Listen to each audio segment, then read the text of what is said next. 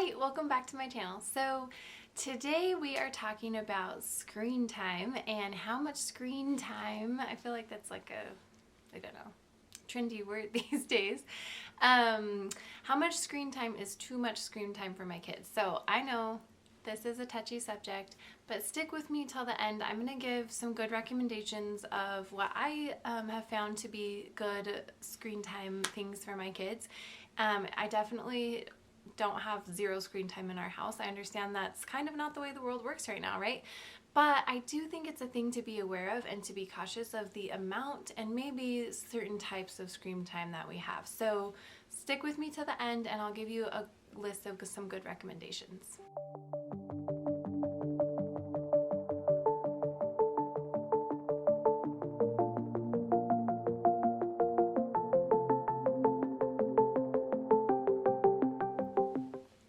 So the first thing to note here is that there has just been a drastic change in the shows and movies and things available to our kids in the last 20 years, right? There's been a huge shift from what was available in my generation or previous generations to what's available to our kids now. So I think the argument can be made that's awesome, right? Technology can do some amazing things and it's advanced a lot.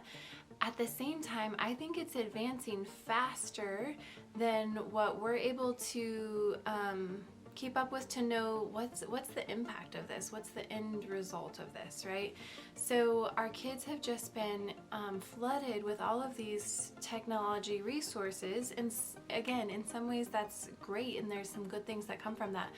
But I think we also don't know how much it is impacting them, and we're starting to learn that. There's definitely some research on that now. So the first thing I wanted to talk about is thinking about the way that movies have changed. So I'm just giving random examples. I'm not trying to say like this movie's great, this one's bad. I'm just giving examples. But think about the movie Pocahontas from however long ago, early 90s, I would guess. I don't know, maybe sooner, earlier, whatever. So think about the movie Pocahontas. There's tons of color and movement in that movie, but if you put Pocahontas side by side with like Trolls or something, it would be vastly different, right? Both of them are very colorful, both of them have movement, but the speed and visual coloring of Trolls is much more amped up, I guess, than it is in Pocahontas. So why does this matter?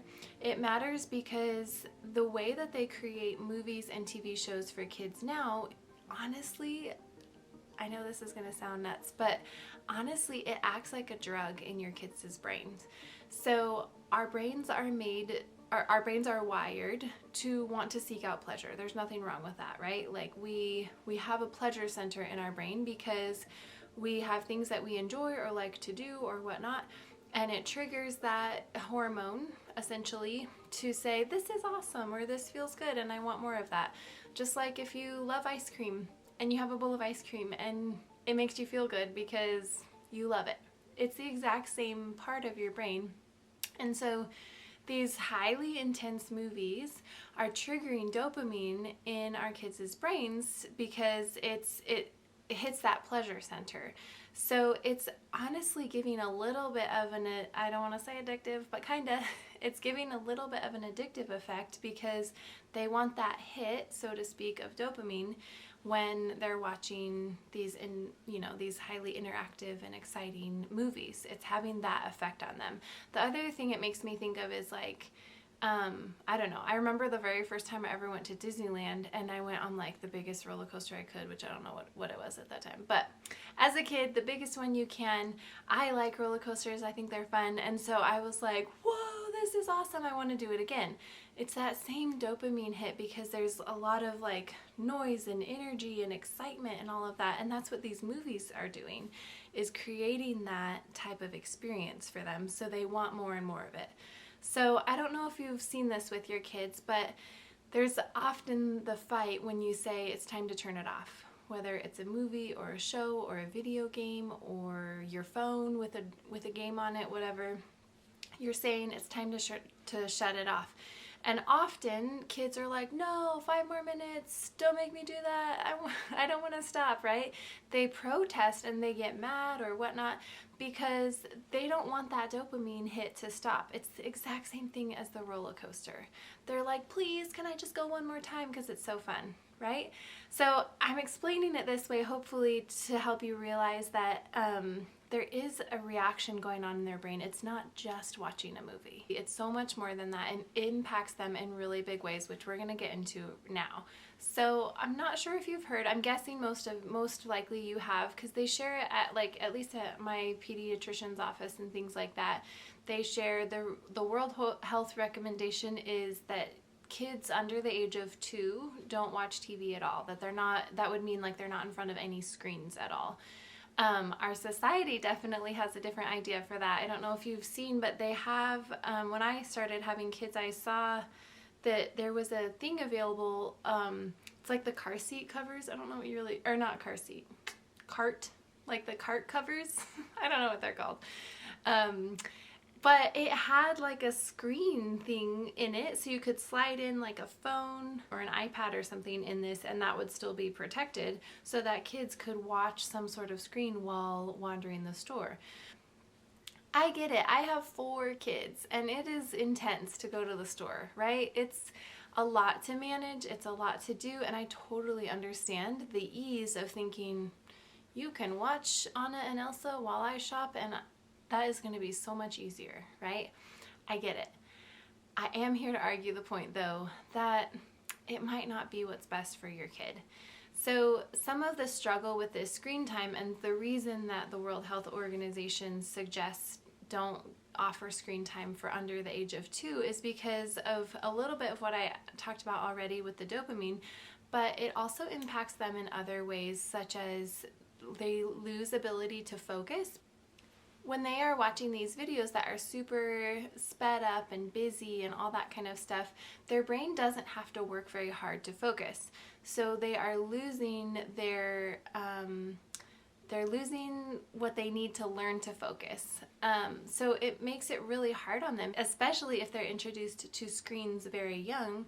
They are not practicing or developing that skill to focus, and then when they get into school, and they are expected to sit down and pay attention for certain amounts of time or focus on a project or something, it is very, very, very hard for them because they haven't developed that skill previously. Whereas if you're not watching screens all the time, they do have to focus on a puzzle, or they do have to focus on building blocks, or they do have to focus on these other things that if they're in front of a screen a lot, they don't have to. Their brain tells them, don't worry about it, we have something new coming. You know what I'm saying? Okay, the second reason that all of this screen time might be kind of a problem for our kids is kids need to be bored. I know, it sounds ridiculous, and how could you be thinking that I'm a mom of 4 kids and I want my kids to be bored? I don't want my kids to be bored, but it's a good thing for them to experience because it requires them to get creative. It requires them to get to those parts of their brain that are still developing and that need to be developed to access all sorts of untouched and unturned blocks, right? So if they don't have the option of screen time, they're gonna get creative, right? They will, I promise you. I want to be clear here. My kids ask for screen time, and I'll tell you at the end a little bit of how I handle it, just as a tip, and see if it works for you guys. There's a million different ways to handle it, but my kids absolutely ask for screen time like daily, and I tell them no in certain ways and yes in other ways. But it's not that they don't ask, but when they are told not right now, whatever, they get creative. And they honestly, I can see that the more they are understanding, we don't have screen time for this time or whatnot, they're getting more and more creative. They dress up, they make nests, and they pretend to be birds. Like, they do all sorts of silly things. We're in winter right now while I'm filming this video, so it's a little chilly outside, so they're getting creative inside. And when it's warmer out, they're gonna be able to be outside more. So if you take it away, they might be mad, they might protest, it might be stressful for a minute, but you're doing them a favor because you're teaching them you have a whole imagination that needs to be explored, that needs to be you need to play in your imagination, right? Kids need to play, and our society is losing sight of that, especially with screen time. We're reducing the amount of time that they play, and it's not how they're made. That's not what's good for them. So I promise you, it might be a battle, and I know that. I have the same battle, but I would really strongly encourage you to try to reduce some of that screen time and try to encourage that creative play in them. They might need an idea or suggestion, so help them out with that. But also, if you just give them the opportunity, they'll get creative. When they're not using that creativity, one of the dangerous and most worst culprits that comes from that is that they end up developing a little bit of a sense of laziness and instant gratification, right? And I think, again, adults can be guilty of that too. We have our phones, we have our computers, we have our iPads, we have our things too, and we have instant gratification in life today, and so we can all be really super guilty of relying on that and expecting that, right? So take this with grace, and grace for yourself and grace for your kids. Okay, next point, and then we'll wrap up here, is that there is a lot of research out here on this. So this is not just my opinion. I will share some of those links below if you're curious to read more about the research on it. But the next thing that is important to point out is that I think a lot of parents, and I understand, we are looking for a break sometimes.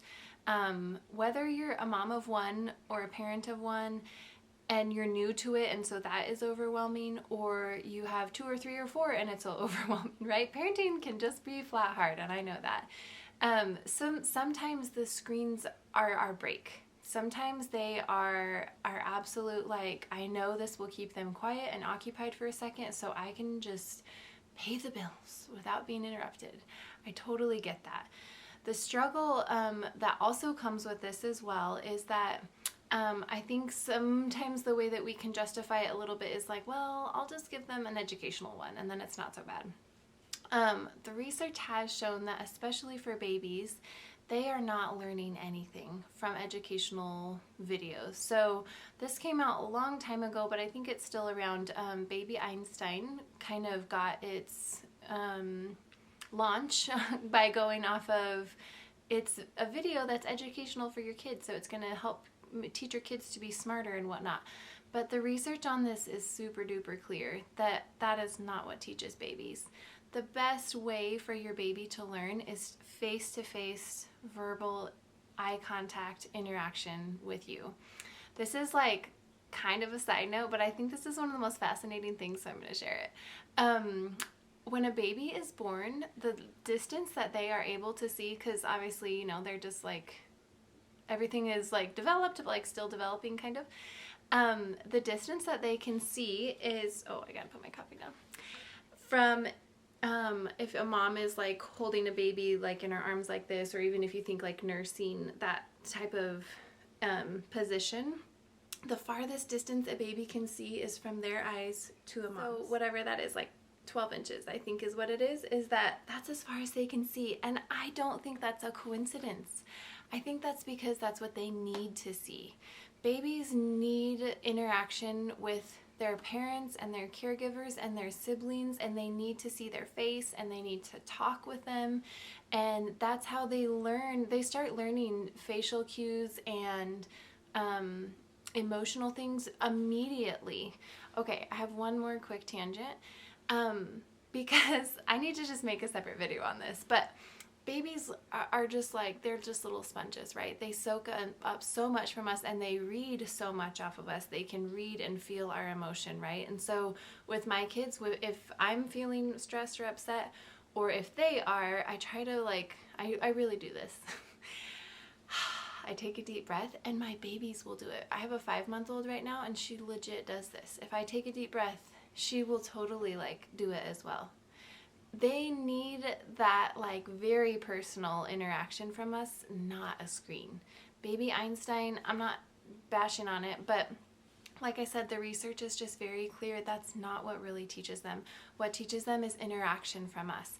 So I know it might be hard, but when you're walking through the store, if you can not have that screen in front of them and your baby's babbling and talking and you say back to them, yeah, that's blue, or Yeah, that's whatever.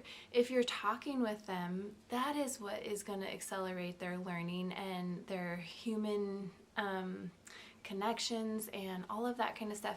That's what's going to make that grow for them, not any sort of TV show.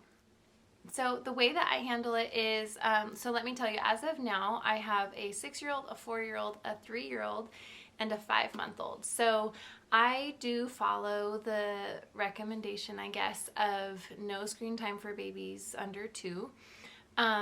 So for example, like with my 5-month-old right now, because my older kids do watch movies or TV sometimes. So with the baby, I have it set up so that her little swing or whatnot is, she can't see the TV. Or if she's laying on the ground, I put her so that she can't see the TV. So she might still hear the noise sometimes, but I try to put her away from it. Occasionally my 6-year-old likes to hold her or sit with her. And so and sometimes she's trying to watch a show. And so I do remind her, like, oh, she can't watch the TV. We're not going to do that, you know. So there's been times that she has sat in front of it for a second because I was busy or whatever, and it's happened. But I do not intentionally sit her in front of the TV. And I've tried to follow that pretty close to about 2 years old. And even a little bit later sometimes, and I have done that with all my kids, and honestly, even at 2, I noticed that they're not super, like they might, once I like say, okay, sure, you can watch this thing, they might watch it for a minute, but they don't stick with it for very long. My kids, I can't remember ages, but they would not sit through a whole movie for quite a while, probably just because they weren't so used to it, and they would get up and go play, and obviously I would let them do that, you know. I didn't say you have to watch this. So I follow that guideline. So another rule that I have is that we have no TV before school. Even if kids are up early or even if they're ready to go or whatnot, I do no TV before school because I think it just makes our mornings harder because they get kind of frozen in front of it or whatnot. So we don't do TV before school, and I usually save it until the end of the day for when I am cooking because like I said, I have 4 kids and there's a lot of them sometimes, and it does help a little bit. So I absolutely use it as a help, and I just kind of save it for that time frame. And sometimes they cook dinner with me, so they might not be watching it. But that's when I usually save it for, is right about when I'm going to cook dinner. I say, okay, you guys can watch this show or whatnot, and then they go watch that. So, or every now and then we'll do like a movie night or something, you know, something of that nature. And that will be like this. If I know we're going to do a movie night, I have that be the screen time for the day. As of now, our kids do not have any sort of devices, so we don't have iPads or tablets for them. And I also have made the rule from the get-go, again, this is just my rule, you don't have to do it this way, it's just my suggestion. My husband and I have made the rule that they don't get to play on our phones. Our phones are our property, our phones are for our use, and they're not toys for us. We don't play games on our phones either. Obviously we have, like, you know, email and calling and texting and all those things, but we don't play on them, if that makes sense. So I just have drawn that boundary that these are our phones and they're not for you guys to play with. And so they don't play games on our phones at all. And they're also young enough that we don't have any video games or anything like that. I haven't crossed that bridge yet, but I can tell you that I don't plan to give them any video games for a very long time. I just think that opens up another door for more screens and more battle, right? So I'm not saying it would never happen. I think that one I'll just kind of play it by ear and see how that goes, but it's definitely not something that would happen soon. Another thing that I do with screens is our vehicles. Right now we have one vehicle that came with the DVD player and one that did not. And so if they're in the one that doesn't have it, it's not an issue. And the one that does, we have the rule that they only get to watch a movie if we're on like a long trip. So we have family that lives about an hour-ish, a little over an hour away, and we try to go visit every so often. And even on that hour drive, I don't let them watch it every time. Very rarely have they ever watched a movie on that drive.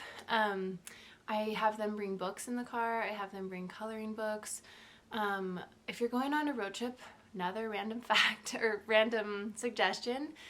For younger ages, like around my kids' age, pipe cleaners are amazing. They're the cheapest thing ever, and they will play with pipe cleaners for hours, I'm telling you. It's a great hack. So I have them do stuff like that, or they can bring a stuffed animal or a doll or whatever, and you know, like my husband and I had this joke because we live in a rural area that I would tell them to look for cows because they weren't going to watch something, you know. And then if we're on longer trips, I do let them watch a movie in the car that has the movie capabilities. So that does happen sometimes. Okay, and then lastly, the thing that the way I handle what they can watch is we have Disney Plus, but I don't say yes to all Disney movies. So we just created the watch list that they have, and we have added to it what movies we're okay with them watching. And that way they can know, all right, it has to be on the watch list. Sorry. It has to be on the watch list, and then it's okay. As far as shows go, because I know that's only movies, there's just like a handful of shows that we say are okay, and they know which ones they are, and so they can know I can watch this one or whatnot. So that's kind of how I handled that. They also have to ask if they're going to watch anything. My kids, that's our house rule, is that they're not allowed to just go turn the TV on. They always have to ask. But lastly, let me tell you my few recommendations for shows and movies that I think are good and that we're okay with in our house. And again, this is for ages, probably the ages of my kids. So once your kids get a little bit older, these recommendations might not fit, but I'm just kind of targeting these younger years right now. So Daniel Tiger, I think, is a great one. It's very slow pace, if you notice that, and it has like really great lessons and little jingles that my kids totally pick up on. And we talk about Daniel Tiger and what would Daniel Tiger do. So that one's really great because they do soak up a lot from it, and that's a great one. Another one that I love is Puffin Rock. This one is on Netflix, and it's like a little island where puffins live, and they're just like super sweet characters. The coloring is like very like soft and pretty. It's really slow, good lessons. I love that one. Stinky and Dirty, Thomas the Train, those are a couple that my little guy loves that I'm okay with too. My girls like Heidi. That one I think is also on Netflix. And another one that is great that, we're in winter right now, like I was saying, but Snowy Day is one that is really, really good. It's super slow and just like very chill. Like your kids will just melt watching it, you know, because it's just slow and calm. So Snowy Day is a great one, and mine will watch that like year round, even if it's not wintry. So that's a good recommendation too. And then as far as movies, I won't give you a specific list of movies, but I just tend to pick the less stimulating ones. So like, for example, earlier I talked about Pocahontas versus Trolls.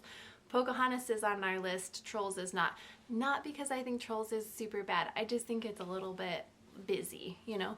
So a lot of the movies on our watch list are movies from more of the early 90s or before. We have some newer ones on there too. Trying to think which newer ones we have.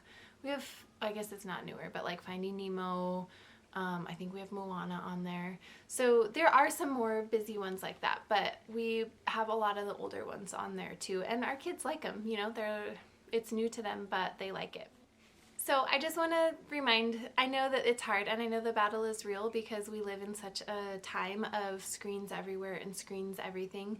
But I'm just throwing this out there as maybe some new information that you might not have known, or just some suggestion of it might be hard, but you can do it. And it is probably the best thing for your kids, especially if they can learn to tap into that creative side a little bit more. Like I said, you're doing an awesome job as a parent if you can help them do that. And if you turn on TV for them to make dinner, you're not doing a bad job either. You're still doing a great job. I just wanted to throw this out there to give some more info on it and give you some suggestion or direction on how you would handle screen time in your house, right? So look below. I have some links of where I got some of this information, a little bit of the research, like I said, about it. And then there's another link where they go into depth a little bit more on what it does to your kids' brain, and maybe some suggestions of shows on that site as well. So check it out, hit subscribe, share with a friend, and we'll see you next time.